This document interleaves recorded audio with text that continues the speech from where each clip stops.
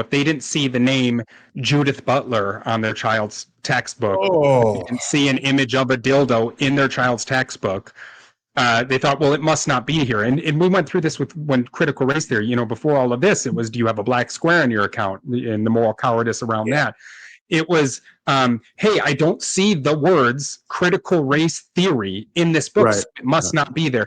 A big problem facing people didn't understand it the first time around, and plenty of it is still there. And of course, we know you see videos pop off on X all of the time, you know, secret recordings of people saying, well, yeah, we still do all of it. We just call it different things now. I've got a quote I love to pull up from one of the books I was researching when I was writing The Queering of the American Child. And this one just floored me too, because they in these academic journals and books, they don't think anyone's ever going to read them. You know, their dissertation committee is going to read it one time, and maybe 2 or 3 colleagues are going to read it.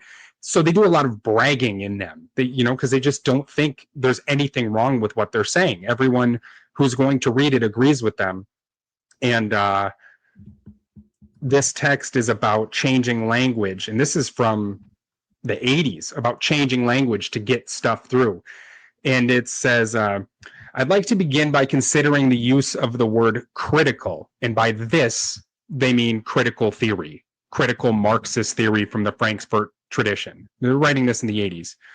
To describe pedagogy, to describe teaching, as it has essentially become one of the many code words used to make the political agenda of a course invisible, or at least less visible. This has allowed educators to access public resources in order to further the goals of social justice and education. I mean, this is a common playbook tactic they have. Everything with them is words and who gets to define them.